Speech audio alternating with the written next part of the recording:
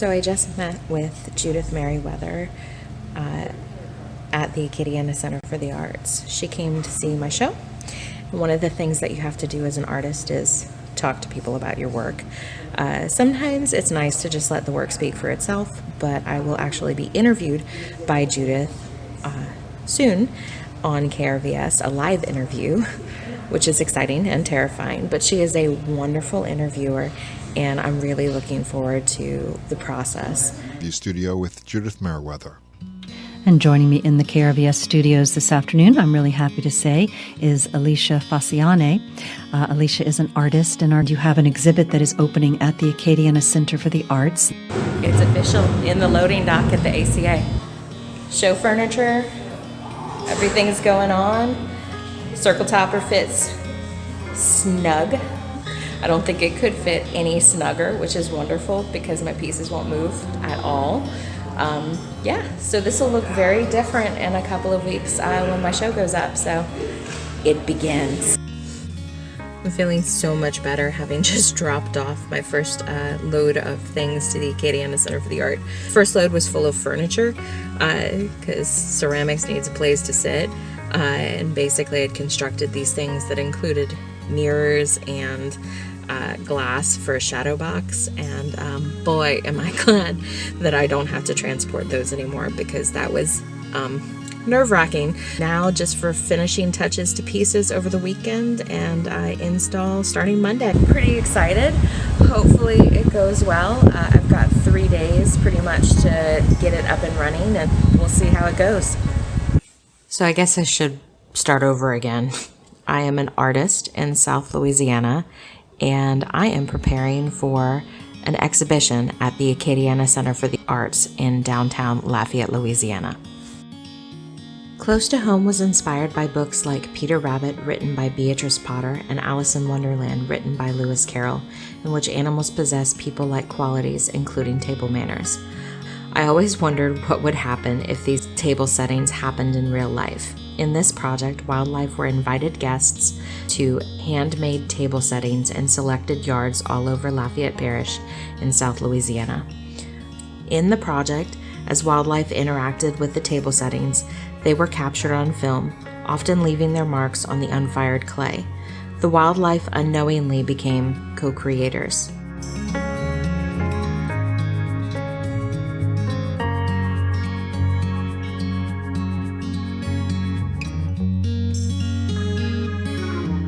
Wildlife is often under scrutiny of friend, foe, or food, depending on our reactions to them.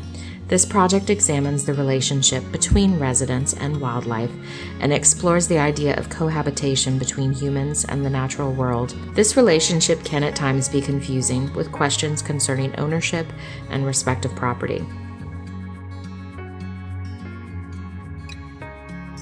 Where did the germ for this exhibit happen? I've gotten this question a lot. When I was in grad school at the University of Tennessee, I was exploring the idea of animals in that particular area, and I was really drawn to kind of concepts of consumption and wildlife, a little bit more theoretical. And at the time in grad school, they ask you to do a lot of experimentation. And when I was experimenting on the ideas of consumption and ceramics, I actually put out some pieces in a raw state and a wet state, and I covered them in interesting things that animals would want to eat or for the wildlife to interact with. I came back to the pieces that were just basically a couple of cups that I'd put out, and they were torn to shreds. And so at the time, it's like, they pretty much ate the clay. But in a way, it's dirt and minerals. They need those. And I realized very quickly that it was all about needing the visual of the animals consuming the pieces. And I didn't have the funding at the time to buy the wildlife cameras that were necessary to complete that project. And so I had to shelve it. It was an idea that I wanted to come back to.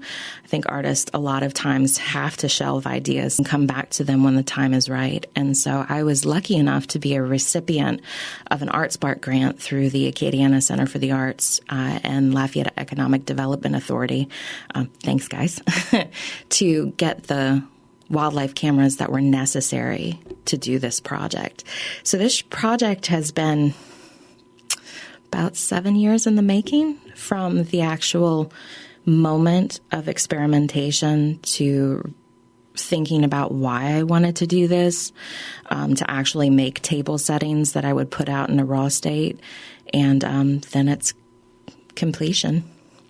I want to tell people who might just be tuning in, my guest is Alicia Faciane. She is here talking about her exhibit Close to Home, which is currently on display and will open formally this weekend for Second Saturday Art Walk. It's at the Acadiana Center for the Arts on the first floor. It will run through January 11th. So let's get into this project. And I'm excited about it too because actually, I was a part of it. Yes, you were. Thank or you. my wildlife were a part of it. And so you've arrived at this point. You're finished with graduate school. You're in South Louisiana, and you take this idea off the shelf. So that install went really well. There's still some things that I need to do, but I was getting pretty hungry. So I decided to take a lunch break and get me a po' boy from Pop's Po' Boy downtown.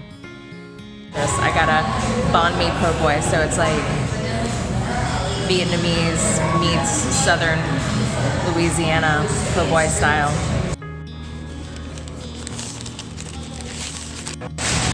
Okay, this thing is really delicious. Fantastic shrimp, good veggies. Yum. That po' boy was so good, but so filling. I needed to walk it off, so I took a little stroll around downtown Lafayette, and the art murals are absolutely fantastic. The artist Robert Dafford has done many of the murals, and see for yourself, they're amazing.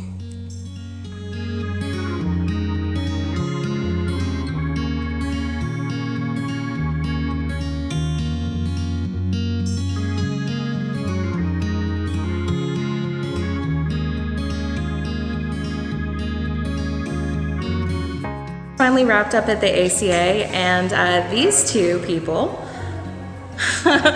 were awesome in making it possible. This guy right here is Jaik Faulk. I'm the visual arts director at ACA.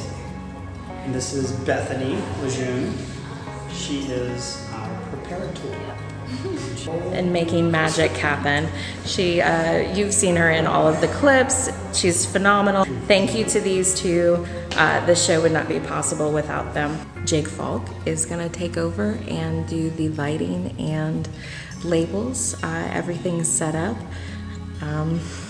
It's done. This is actually the least cumbersome show that I've ever done. It was nice knowing the specs of the space and just being able to plan it out.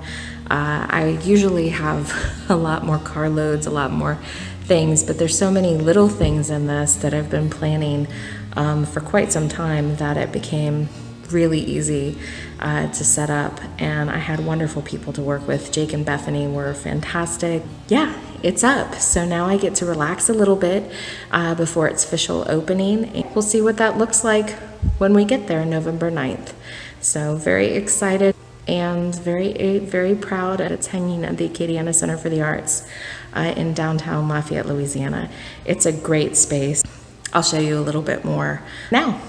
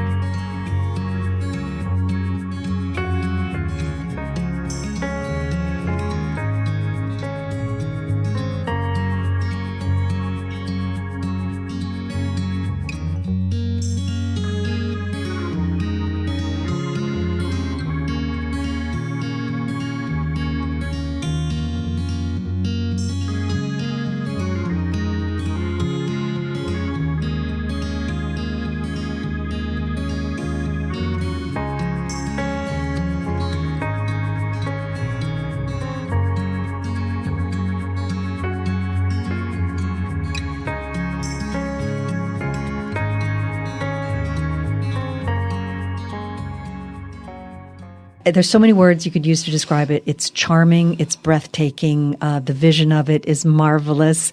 And I just wanted to pick up every single piece and touch them. Well, thank you. It is on the surface a ceramics exhibit, but there's so much more to it. And I'd like to take you back just a little bit to talk about some of your interests that led to the breadth of this exhibit. Literary arts has always been a part of my visual arts. I love naming things. I think there's a really important quality in naming the work properly. I like to definitely play around with language in that capacity. It feels like stories are important to you.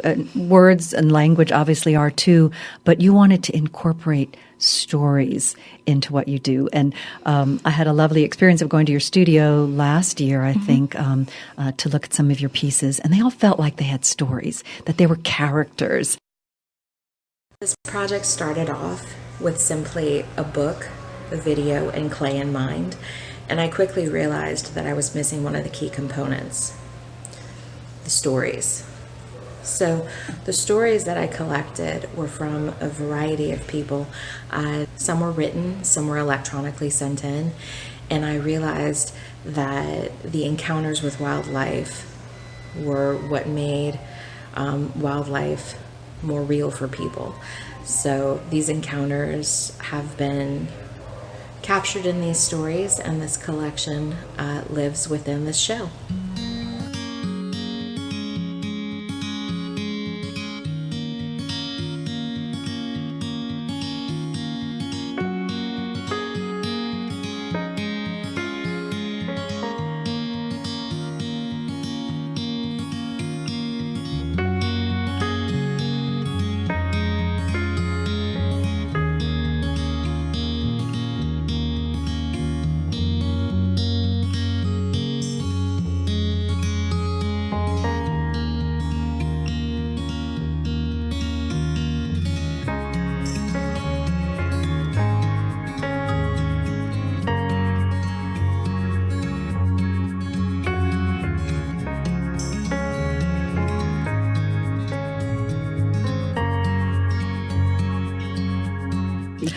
Well, I've always been really intrigued by the illustrative qualities in a lot of the work that I've read. Arthur Rackham is one of my favorites. So it's going to be a balance of that kind of fantastical, or the animals that are anthropomorphized and have people-like qualities. But in a way, I wanted to kind of keep that illustrative quality, but shed it a little bit for the true nature of the animals that we have in this area. We have such a strong connection with wildlife in South Louisiana, and this show is really about that connection.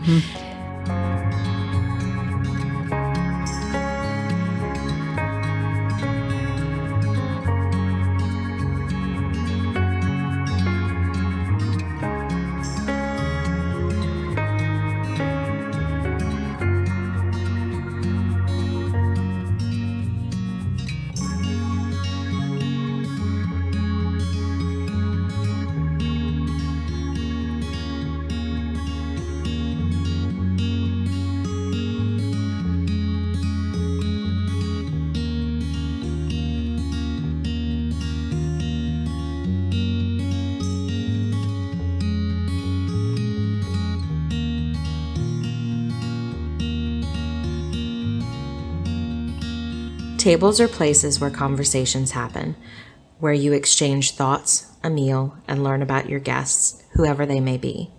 Humans were often outsiders in the stories of Beatrix Potter and Lewis Carroll. The farmer in Peter Rabbit was always keeping Peter and his furry friends away from the vegetables they so desired, and the character Alice knew nothing about Wonderland until the creatures informed her of the ways of their world.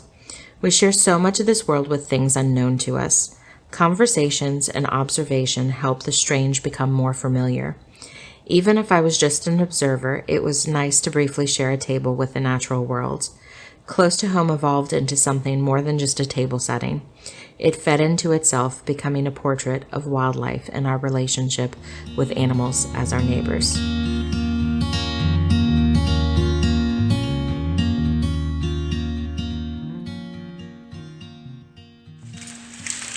That would be bad if the H goes away. then it would just be close to Ohm. You could set up yoga shop in here. Just peel the E off. Completely different show. Think anybody will notice that I printed one of my plates and that I'm wearing it? I mean, how often do you get to say you're wearing a plate? Hard at work. Happy, let me see my camera. I'm hungry. Yeah. Now I get to relax. I don't think I'm going to Disney World, but I'm definitely going to indulge in something. We'll find out what that is. It might be sleep.